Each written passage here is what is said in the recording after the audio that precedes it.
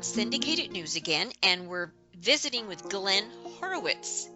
Now, he's a senior fellow at the Center for International Policy, and he just wrote a piece called Obama Pushes Huge Free Trade Deals to Wednesday Vote.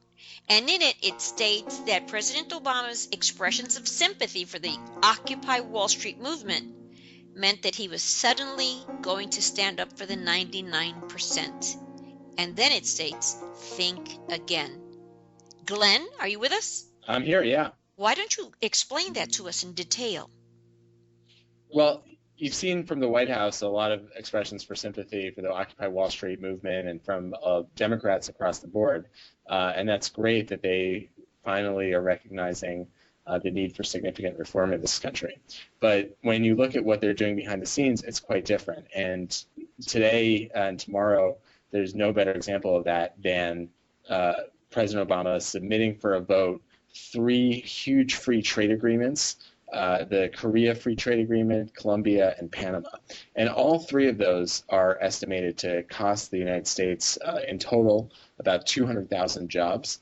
And they'll also make it much harder for the government to track overseas tax havens. And finally, if you like bailouts, you will love these free trade agreements, because what they do is they actually allow foreign companies to sue the U.S. for damages that come from us just passing laws that every American business has to obey. And then they will be able to get damages if they successfully argue that those laws in some way damage their business in Colombia, Korea, or Panama. So it's kind of outrageous. It's it's one of Wall Street's top priorities to pass these free trade agreements. And even though it's costing workers jobs and causing a lot of environmental problems that we can talk about, nonetheless, the President Obama and some of the Democrats as well are joining up with most of the Republican Party to pass these agreements.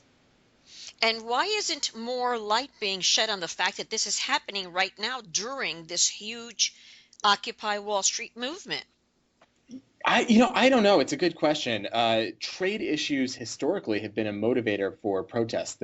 10 years ago, the Seattle protests against the World Bank and IMF were in large part driven by antipathy to an earlier round of trade agreements. But at this point, I think people have to some extent given up on the political process, and President Obama in particular, when it comes to standing up to Wall Street. And so I think there's a certain hopelessness perhaps that has set in around these specific pieces of legislation. Although I do think that the protests show that there is real hope for creating a better society so that we can have a government that doesn't enter in these types of unfair agreements.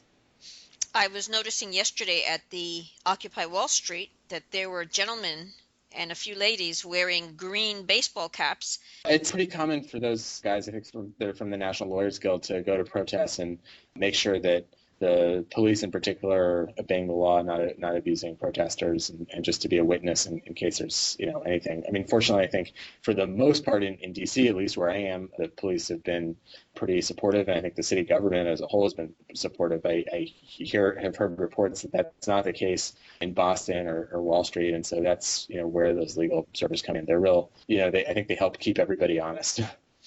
I thought it was wonderful. And did you see last night's goings-on in Boston? Did you have a chance to see that? No, I haven't seen that yet, but I'll try to check it out. Horrific. If I can come up with a Gotcha. word, it would be horrific. Wow. It was so disappointing. It's such a mistake. I don't know how police agencies think that this will work or that they would get away with it. Yeah, and it's especially surprising based on what you're saying, because I think people in Boston are pretty progressive, and people in Boston, just like everywhere in the country, have really been hit hard by the greed and corruption that we've seen from Wall Street. You'd think that the government would be supportive of this movement, as indeed we found it so far to be in D.C., where we have a pretty progressive city government. Well, I think that the police agencies as a whole have never been defied as openly as they have been now, and they're panicking. They don't know what to do. they've never really seen, I mean, they've read about civil eruptions, but they've read about them in history books. It's not something they've actually experienced here in this country. Many police agencies have a long history of working with protests, and there have been others. In some sense, there have been many protests that are way bigger even than the Occupy Wall Street protest, but the media hasn't really tuned into them. This discontentment with our current economic system, with the corruption in government, really predates the Occupy Wall Street protests, but it's a good thing that the media is finally paying attention and really giving it coverage that previously they reserved for the Tea Party and right-wing activism. I'm very interested in seeing if the actual movement this evening knows about these free trade agreements.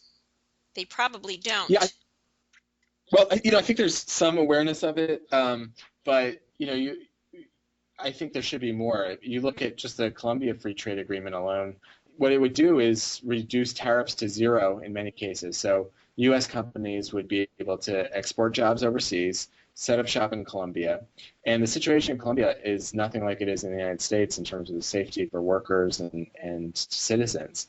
There's been probably about 50 murders a year of labor activists and human rights activists. And the government has done very little to crack down on that. As a result, if this agreement goes through, a U.S. company will be able to send its jobs overseas to Colombia, set up operations there, and not have to worry about pesky labor regulations or environmental regulations. And if they do get in trouble, they'll be able to call in the police to, crack down. And that's just not setting up a level playing field for U.S. workers. And that's the real shame, and that's why I feel like that's the reality of what these free trade agreements represent. It doesn't have to be this way. You could have fair trade agreements, but given that that's the case, the fact that President Obama is pushing this while people are marching in the streets for economic and environmental justice is really outrageous.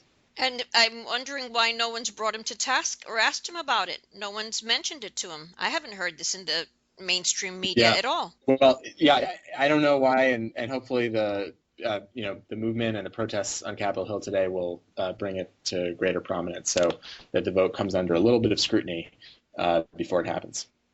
Well, thank you so much, Glenn. I so appreciate your seeing us Thank at the you. last minute. I so appreciate it. Thanks a lot. Sure thing. All right, good luck. Take care. Thank you.